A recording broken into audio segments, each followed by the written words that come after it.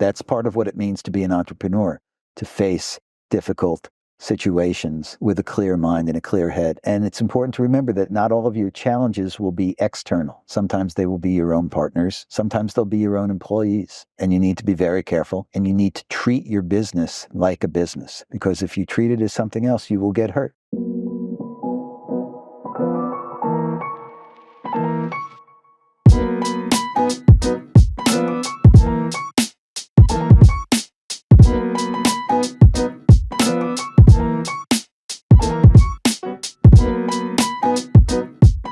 Hello and welcome to Gold With Gould, the go-to podcast for startups and entrepreneurs. I'm your host, Larry J. Gould, and I'm joined by businessman and philanthropist Bernie Michael. Bernie, thank you for joining us today. It's good to see you again. Good to see you, Larry. Thank you for having me. Right. So I've got today's topic is two things, maybe a little bit more than two things. The first one is money matters, and the second one is money matters. Okay? I could add on something. Can I add on something to this second topic? It's money matters, and so do legal matters. Yes. So let's have that. First of all, Bernie, I want to ask you a question. You are a very, very successful entrepreneur. But before you were an entrepreneur, you're the kind of kid I didn't like very much because you were incredibly successful academically. And then you left academia and went into the law. And within New York, you had a really, really top practice. You were extremely successful, charging charging extremely high fees, which I'm sure was the norm. Why did you leave that comfortable world? Not entirely, I know, but why did you leave that uncomfortable world and move into the world of entrepreneurship? Great question, Larry. I think the real answer boils down to the fact that it was so comfortable. I needed something challenging. I needed something that I could build and start from scratch. If I were to continue being a partner in a large law firm, it would have been would have made me nice money, would have been intellectually challenging in a lot of ways, but I needed to see if I could build something that was my own, put my own fingerprint on it and make it mine. So do you think you wanted to be a bit scared after having such a comfortable life? I think it's important to be a little bit scared. I think it's important to challenge yourself and go out into the world and see what you can do. Can you really do it? I think that once we get too comfortable, I don't understand the point of it, to be honest with you. I think that you need to be out there. You need to be challenging yourself every single day. Okay. The question is money matters. Now, I just want to remind people, and a little caveat before I do so, and that is that being a startup can be a very exciting experience. Having this world of startups has added so much to the world, so many great things, changed people's lives. And at the same time, that is the minority. The majority of startups is only 1 in 10 succeed. And over 70% really do suffer, from depression, anxiety. So I'm not trying to put you off doing it. Rewards are great. But at the same time, I want through our podcast and talking to our experts to be able to pass on hints, suggestions, advice for you to think about and use those answers to make your journey safer. So back to you, Bernie. The question is, does money matter? Yes, the answer is very much so. Let me put a little color on what it was like, to go back to your earlier question and to tie it into this question. What it was like to leave the safety and security of a law firm and to start my own business. The first thing that I did when I thought I wanted to do this was, frankly, I went to my wife who you know, Hannah, and I said to her that, listen, I want to leave this job. It's the closest I would ever get to, say, tenure as a professor by being a partner at a law firm. And I don't know if I'm going to be successful. I don't know if I'm ever going to make another penny. And it was very important to me to have that conversation with my wife. If I was going to go out into the world, into a dangerous, scary world, I wanted to know that my home life was as secure as it can be. Different people have different levels of acceptable risk and different levels of stress that they can live with. And my wife, God bless her, turned to me when I told her this and said, when I first met you, you didn't have two nickels to rub together. You're a smart guy. You'll figure it out. And all I care about is that you keep me apprised of what's going on. If it's not working out, I need to know. Do we need to sell the house? Do we need to take the kids out of private school? What do we need to do? And so the fear has to be something that you face head on, not just yourself, but your spouse. If you have adult children, your children, whoever it is that relies on you, need to be part of the team. Right. Can I ask you a question, to be honest? Yeah. So what would you have said if she'd say, no, you had no money while you were a student when you were first married, but I knew you were going to get it. You become a lawyer, you're incredibly successful, and now you're putting our lives just so you can have some fun. I think that it would have been two things. First of all, my wife, and the chances of her responding that way is not likely. But if she had, or if I was married to somebody else who did react that way, I think the answer is that I would have pitched my wife the same way you pitch a deal to an investor. I would have explained to her why this is important to me, why I needed to do this, why the risk that I think I'm taking are risks that I've taken care to try and mitigate, that I've gone out and, for example, we have saved some money in the meantime so that I can bridge from where we are to where I think I'm going to start to make a new income. I think that I would go out and I would pitch her. And if at the end of the day she wasn't there, then I would have the very first, very difficult decision of my career as an entrepreneur, which is then what do I do? And I'm not going to answer what I would have done because I'm not sure what I would have done. Okay, but it's a very hard situation. 100%. And in actual fact, again, research shows that marriages are really put on, and relationships, not just marriages, are put under pressure because of this thing. So it's very important. I think when you pitch something, I think it's also very interesting what you've said, because you are visiting the plan by pitching it. And that's but it'd be interesting to know for the people out there watching, have you pitched it? Have you written a pitch about what it's going to be? What would you do if seriously that your partner was not happy? Would you go against them? Would it affect your marriage or your relationship? Interesting. Have you really considered it? And have you really looked in their face to see how pleased they are? And will it affect you?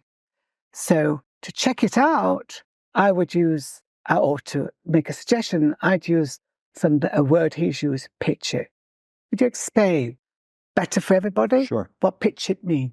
Sure. And this is something that every entrepreneur is going to have to be not just good at, but exceptional at.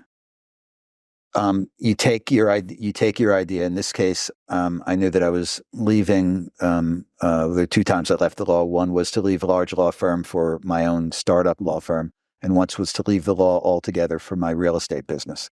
And in both times, before I made the decision that I was going to do it, I sat down and, in effect, made a business plan. Did it look pretty like a business plan? Was it designed for anybody else to read at that time except for me? No. But I found that the way that I could deal with thinking through the issues that I was going to need to deal with to get from point A, where I was, to point B, which was successful at whatever my new venture was going to be, I needed to think it through, write it down, and talk it through. The pitch is when you take that business plan that you've written out, those ideas that you've written out, and it's like putting on a show, a Broadway show or something. Yeah. You get on your feet and you actually explain it to someone. If you can't, if you can't explain what it is and why you're doing to somebody, then you may not have a clear answer in your own head. And so it helps a lot to write it down. It helps a lot to explain it to people. Also, one other thing, is there is a lot of fear that's involved with this sort of stuff. What if it doesn't work? What if this doesn't happen? What if that doesn't happen? For me and for a lot of friends of mine who are entrepreneurs, the fear goes away when you say the words out loud. You say what it is you're afraid of, and you realize it's not quite as scary as it was when it's just banging around in your head. That's great advice. So get to it with your pitch, with writing it down, and really understanding what you've got to do. Sometimes I do think, and I don't know if you agree, that a startup role is just sometimes, and I know from our research, that a startup role is an act of desperation because you haven't found another job.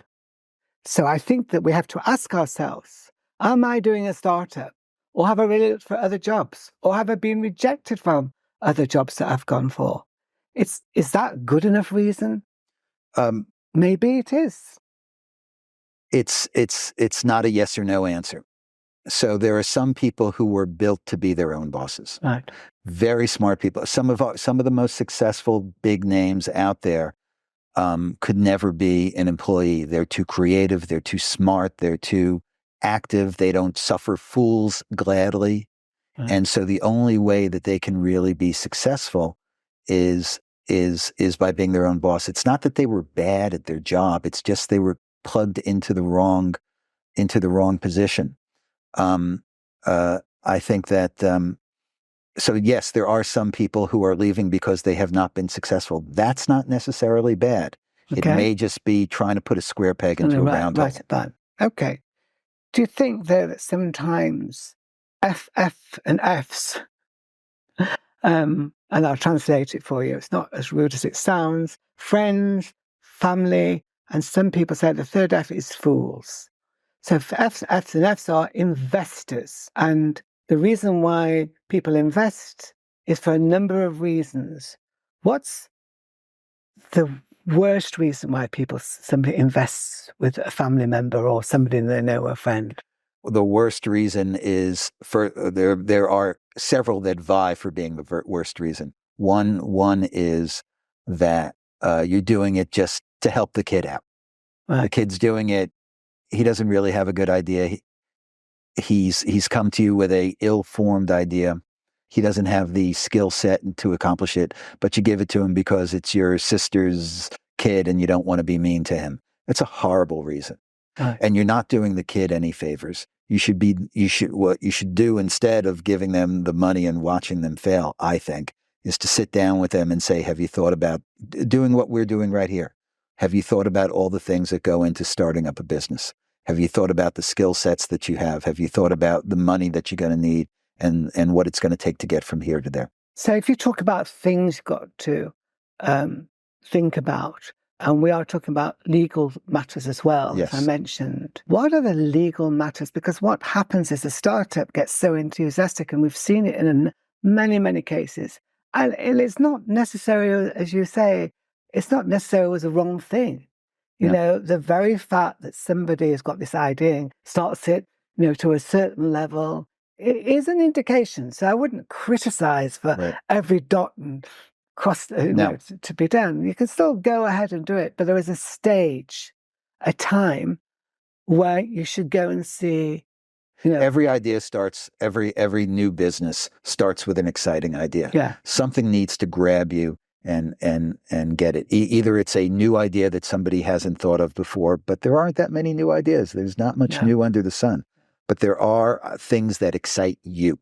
Yeah. For me, in business, there's plenty of things that excite me in the world, but in business, the things that have always excited me are things that are connected to real estate. I find it fascinating. I found it always caught my attention, how to put together a real estate deal, how to make it work, how to build apartments that people could live in, hotels they could stay in, offices they could work in. And it always made me excited. So in the beginning, it starts with the spark. Everything starts with the spark. And the fact that at that very beginning, you don't have everything worked out is totally fine. I agree. You need to be able to, you can't let the perfect interfere with the good enough. Right. And all these things go one step at a time. So again, for our audience, what we're really saying is that you don't have to get everything crossed and ticked and everything. You have to try it and feel what it's like. But there is a time. I would like you to help us understand some of the legal matters that you are very foolish, and in your experience, and I've seen it a number of times, have destroyed potential good businesses. Could you tell us some of those legal matters that they should be considering, which, by the way, is still money matters? It is money matters, because if you do it wrong, boy, the money is going to get big and bad fast. So what goes wrong? So one of the first things that you see in startups is a lot of startups are not one person, but they're a few people. You bring in a partner who has, and this is great, to bring in a partner who has a complementary skill set to you. Someone, if you're good at numbers, maybe you need a partner who's good at doing the pitch. If you have somebody who has a lot of, if you don't have a lot of connections in the business world, maybe you need to find a partner. So you've brought on a partner. And you say, well, we don't really need any agreement between us. We've been friends. We've known each other a while. We don't own anything yet. What do we need a contract between us for? But you do. You need to know what your business deal is. Because if your business is going to collapse, God forbid, it really doesn't matter. But if your business is going to take off, you need to know up front what your business deal is with your partner. Who makes decisions? How do you make decisions? How do you bring in partners? How do you bring in equity? Who does what in the business? How do you stay together? What happens if you break up? And so what you do is some sort of partnership agreement. And you'll have to structure that, whether it's as a limited liability company or a corporation. Could you kind of explain what that means? Because a lot of people, doing well, but it's not the language that they're used to. Absolutely. And the consequences of the consequences are important. The consequences, where you're going, Larry, I'm assuming is the consequences sort of, you got to work backwards from, you don't want to have this bad consequence. You better set it up this way. If you own your business in your own name, you don't have any company. It's just Larry Gould owns this building, and something goes bad in the building, and you get sued and you lose the lawsuit. They can go after, the person who sues can go not only after the building, but every other thing that you own. You own a house, they can take your house. You have a car, they can take your car. You have a bank account, they could take your bank account. So what most people do to avoid those very bad consequences is they'll set it up, and the building that you want to buy, you don't buy in the name of Larry Gould, you buy in the name of Larry Gould LLC, some company, Larry Gould Corporation, Larry Gould Company, something like that. So that, God forbid, if something goes wrong, your liability is limited to the property itself. I mean, that sounds good and interesting and realistic about property, but it's very interesting that I've seen that some people who were doing some ice cream, specialized ice cream, because you kind of understand about that, about property. So these two great women were in partnership and they fell out. And then there was a whole fallout about, and they were beginning to make money. So it's not just about buildings, it's people, it's not so grandiose. Just, you don't have to do things so grandiose. It's a great example. Ice cream. Yeah. So you own the ice cream. Suppose there are two partners and there's a falling out, and you have Gould ice cream. Who owns it? Who owns the recipes? Who owns the name? Have you trademarked the name? Have you trademarked it not just in the United States? What about Europe? What about the rest of the world? What about South America? What about other places? It's important to have the contracts in place. What happens? But even in the other example, what happens if somebody gets sick or claims they got sick eating the ice cream? You don't want them to go after your house and your bank accounts. It's just the company, and that's why every company is set up that way. So it's a combination of laying out the rights, who owns it, and laying out and trying to limit the liability as much as you can. I think it's sometimes hard for some of the entrepreneurs I've worked with. They find it very hard. You are my best friend. We've been at school together all those years. We've gone to ballet classes, you remember? Together all those years. And now we've got this beautiful ice cream, but, we're not getting on well. You're taking lots of time off because you've got a new baby, and I'm really fed up with you. You know, it's those kind of those kind of sort of levels that people seem to be ignoring. So the consequences you are really clearly saying is really strong. How would you suggest even things like, so suppose you have two partners, most people would say, guess what? And guess what? We're going to make all decisions together. Every decision, right? You own half of it, I own half of it. Yeah. What happens when we don't agree? You're stuck. You can't sell the company because it takes more than 50%, but you own 50% and I own 50%. You can't sell the company. You can't bring in a partner. You can't do anything because it's almost like what's going on in the Congress these days. They're split down the middle. Yeah.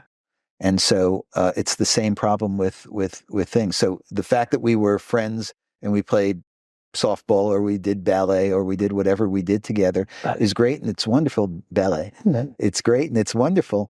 It's important to separate friendship from business sometimes. But what's the documentation? I mean, how complex is it? People out there, but when I think things that's very difficult for people out there, and I suppose it must be so difficult, and especially at the moment, if you're not falling out, to actually start talking about having contracts in case you fall out. It's like you've been married for 2 years and you say, oh, let's have a pre-nup or a post-nup, maybe it's a call now. Any suggestions on how you bring that conversation The answer is there's no way to make it easy. It is by necessity fraught. There is a phrase, the cesspool of human emotions. Right. And sometimes there's just no way to avoid it. You just need to face it. That's part of what it means to be an entrepreneur, to face difficult situations with a clear mind and a clear head. And and it's important to remember that not all of your challenges will be external, right? To people outside of the company. Sometimes they will be your own partners. Sometimes they'll be your own employees. And you need to be very careful. And you need to treat your business like a business. Because if you treat it as something else, you will get hurt. Yeah. I suppose everybody could say, you listen to Bernie Michael, and he advised you that you have to do this on this podcast. And, we haven't, so maybe we should do it. So that's a good idea. But if you do have any issues, I mean, I've spoken to Bernie at the beginning, and he said you can always, contact him. He's not doing that legal work now, but give some advice. So think about it, and we'd be very interested to know how you get on. And really, as Bernie has said, you are in business. This is business, and it's not just friendship, having a good time. You really need to work out these legal matters to protect yourself and protect all the work you've done and protect your partner as well, because it also makes it easier, even if not more difficult, which is Absolutely. Absolutely. Okay, so what else? Legal, financial matters. Can we say this is what you should do? Here's a few things that I often say to friends who are starting out in the business. People almost always, I find, underestimate how much cash they need to get a business started. They think, well, everything will go smoothly and we'll get it done, and what can it really cost? But once you get into the business, everything costs. And in the beginning of a business, you generally don't have that much cash flow, if any cash flow. And so it's only the money that you've raised up front that you have. So if you think it's going to cost this much money, don't be surprised when it's going to cost a lot more. And if you don't have that money, you'd mentioned earlier, 90% of all startups fail. Whatever the number is, one of the main reasons I think you'll find that they fail is they simply run out of money. Yeah, it is. The main reason is running out of money. So just assume upfront that you're underestimating the amount that you need. Raise more, or have people committed to raise more. What some people do is there's a difference between what we call committed capital and invested capital. So I might go to you, Larry, and say, please be a partner in my candle business here. And I want to know, I think I'm only going to need $80,000 from you, but I need you to commit to $100,000 so that if I need more money, I can come back to you for that extra 20, and you're committed to that. One of the things we want to do in our podcasts, everybody, is that we want to introduce you something very special. It's called the Gold with Gould magic mirror. And you think, no, you don't have to send any money in. You just actually have to get a mirror somewhere in your house. By the way, if you've got an iPhone or whatever, you can turn on to a mirror, download that mirror. And as soon as you're touching it, because you're connected to Earth, that's the magic mirror. And that magic mirror sees into your soul. So be careful what you say. So what is going to happen now is that I'm going to ask Bernie to ask you a number of questions that you have to be able to answer, and then reflect back on, have you done it honestly? And how does that answer make you feel? So switch on now your magic mirrors. And now over to you, Bernie, for you to ask them the magic questions. I think the magic mirror is great because the most important thing that anybody can do when they're starting out on this path is to do what I call the gut check, and to see why you're doing what you're doing and ask those hard questions. We had talked earlier about having to make a pitch to whether it's to your spouse or to your partners or whatever. This is more the pitch to yourself. Why, what are the important things that you need to think about? And I think that 3 questions out of the many, many questions that one could ask oneself, looking into the mirror and looking into, as you said, looking into your soul, is what's your real motivation? Why are you doing this? Are you doing it just for money? Are you doing it because you want to build something? Are you doing it for the adrenaline rush of being on your own and starting up something that most people cannot accomplish? 90% of people will not accomplish what it is you're trying to do. But while you're staring into that mirror, be honest with yourself about why you're doing it, what it is that excites you, what it is that is pushing you to do this as opposed to every other safer thing that you could possibly be doing in the world. The second right up front question you got to ask yourself, this is also related to what we talked about earlier, is do you have a budget? And let me tell you right now, if very early on in this process you're looking into that magic mirror and you don't have that budget, you know what? Stop. Put down the mirror, put down everything, and come up with your budget. Because if you don't know what it's going to take to do it, then you're really going to get yourself in trouble. That's where the 90% of the businesses, as we said earlier, go away. And whatever your budget is, unfortunately, it's probably going to be more than you think. But you need to start somewhere, and you need to start with a budget, and it needs to be a constant information loop. The smarter you get about how your business is working, the more you're going to need to incorporate into your budget. And then, Larry, we talked about money matters, and legal matters. Legal matters are very important. As we said earlier, you need to think about who your partners are. Have you brought in partners? How are you going to act together? What happens when the rubber hits the road? What happens when things get tough? What happens when the world gets difficult? Do you and your partners have an understanding as to what can happen? Because the worst thing you can do is first have those conversations when bad things happen. You need to be able to have your contracts in place. If your business involves, we talked about an ice cream business, if your business involves a patent, a trademark, you have to lock that down because somebody's going to take it away from you. If you haven't seen the movie The Social Network about the start up of Facebook and all that, you can see how with that legal matters turn into billions upon billions of dollars worth of problems. So you need to know your motivation. You need to know where your money stands. You need to know that you've locked down what you need to lock down in order to get from point A to point B, whether it's with your partners, your patents, your trademarks, your key employees, if there are certain employees who you absolutely need for your business to go and run. But those are the 3 things. If I were starting out with my Gold with Gould, the magic. If I were to start out with my Gold with Gould magic mirror, those would be that would be where I would start. Okay, thank you very much, Thank you very much. And we hope you've got a lot out of this podcast. Thank you very much, Bernie. You've been brilliant. The magic mirror questions, I hope that helps you. But if you've got other questions, we'd be delighted for you to contact us. You can contact us at www.goldwithgould.com, and we'll try our very best either to answer your question or to direct you to where you can get an answer.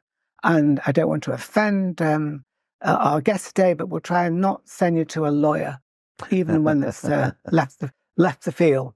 So thank you very much. Good luck to you, and good luck looking through that mirror.